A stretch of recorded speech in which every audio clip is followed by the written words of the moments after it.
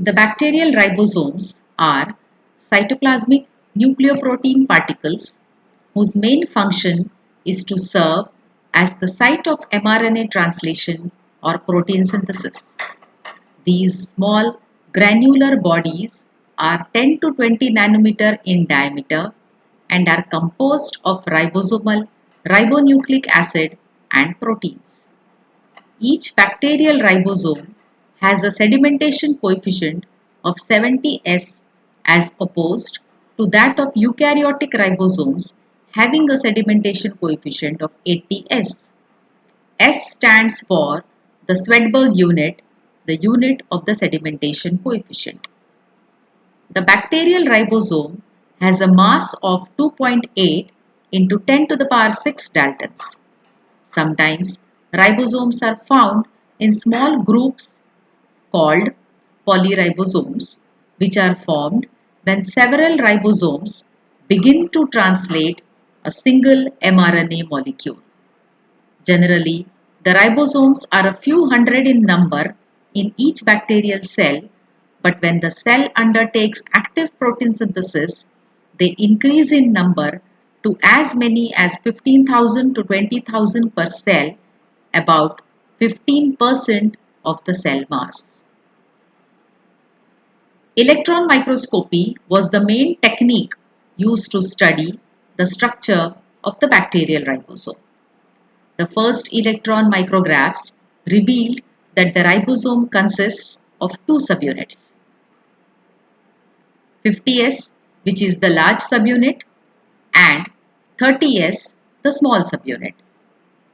Each 50S subunit contains one molecule of 23S rRNA having approximately 3200 nucleotides, one molecule of 5S rRNA having only about 120 nucleotides, and 34 different proteins designated as L1 to L34. Each 30S subunit contains one molecule of 16S rRNA having approximately 1540 nucleotides and 21 different proteins designated as S1 to S21. The proteins have been designated on the basis of two-dimensional gel electrophoresis. The numbering starts with the largest protein and ends with the smallest. Thus, S1 is 60 kD and has migrated least, whereas S21 is about 8 kD and has migrated most. James Slake in 1970s was able to obtain electron micrographs of higher resolution, which enabled him to determine the shape of both the subunits 50S and 30S and see how the subunits fit together to form the 70S subunit. According to Lake's model, the 30S subunit is an asymmetric particle containing a head at the top and a base at the bottom. Protruding from the base to the right is the platform, which is separated from the head by a cleft. The 50S subunit has a large projection in the center called the central protuberance, a long projection to the right called the stalk, and a projection to the left called ridge. The space between the ridge and the central protuberance is called the valley. The 30S subunit sits on the 50S subunit to form the 70S ribosome in such a way that the 30S platform extends into the 50S valley. The most important function of ribosomes is translation or protein synthesis. Translation is the process that makes proteins using the information encoded in the genes on the DNA, which is also represented on the mRNA.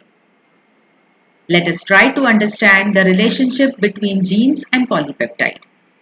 We all know that genes are sequences of nucleotides that code for the proteins or polypeptides. As per the central dogma, the gene is first transcribed into an mRNA, during which the genetic information is transferred to the mRNA.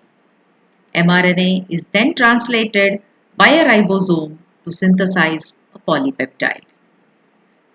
Let us also discuss the other molecules that are involved in translation.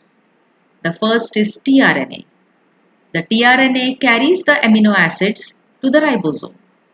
They serve as adapters, and specific tRNAs bind to sequences on the mRNA template and add the corresponding amino acid to the polypeptide chain. Therefore, tRNAs are the molecules that actually translate the language of RNA into the language of proteins. The second important molecule is the mRNA to be translated. The mRNA carries the genetic information from the DNA to the polypeptide formed.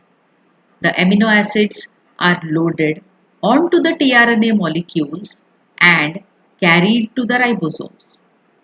Three bases on the mRNA form one codon. Anticodon is the sequence of three bases present on tRNA. The tRNA loaded with its cognate amino acid binds to the codon for which it has an anticodon. Factors like initiation factors, elongation factors, and termination factors are required for translation to take place. There are three binding sites on ribosomes for tRNA molecules. These binding sites are at the interface of the small and large ribosomal subunits. The first site is the A site or acceptor site, which binds to the aminoacyl tRNA that holds the new amino acid to be added to the polypeptide chain. The second site is called P site or the peptidyl site. This site binds to the tRNA holding the growing polypeptide chain of amino acids. The third site is the E site or the exit site, which serves as a threshold, the final transitory step before a tRNA, now bereft of its amino acid, is let go by the ribosome. The importance of these three sites of ribosomes in translation will be evident as we proceed through this lecture. We will discuss the process of translation in bacteria in detail now. Translation is the process that makes proteins using the copy of DNA code on the mRNA. The process of translation takes place in three stages: initiation, elongation, and termination. Let us start by discussing initiation, the first stage in the process of translation. During initiation, the first step is recognition and binding of the ribosome to the mRNA strand. This is possible because the mRNA has a Shine-Dalgarno sequence, which is the ribosomal binding site generally located 8 bases upstream of the initiation codon. Further, the 16S rRNA present in the 30S subunit has a sequence exactly complementary to that of the Shine-Dalgarno sequence. This helps the binding of the 30S subunit to the mRNA and is the first step in initiation. The 30S subunit then moves along the mRNA till it reaches the start codon AUG. Initiation factors IF1 and IF3 bind the complex, and this complex is now called the 30S initiation complex. As the 30S subunit reaches AUG, initiator tRNA, the fmet tRNA, along with initiation factor IF2, attaches to the 30S initiation complex. The initiator tRNA carries the first amino acid formylmethionine. At this point, the 50S large subunit binds to the 30S initiation complex, forming the 70S initiation complex. This creates an initiation complex with a free site ready to accept the tRNA corresponding to the first codon after the AUG. The process now proceeds to the next stage, that is elongation. The elongation consists of three steps. The first step is codon recognition. Here, the incoming amino acyl tRNA binds to A site. The tRNA with its anticodon recognizes the codon on the mRNA, and there is base pairing between the codon and the anticodon. So now the incoming tRNA is in the A site and the initiator tRNA is in the P site. The next step is peptide bond formation. The ribosome catalyzes peptide bonds between the amino group of the amino acid attached to the A site tRNA and the carboxyl group of the amino acid attached to the P site tRNA. As a result, the peptide chain grows by one amino acid. The polypeptide chain is now transferred to tRNA at the A site. The formation of each peptide bond is catalyzed by peptidyl transferase, an RNA-based enzyme that is integrated in the 50S ribosomal subunit.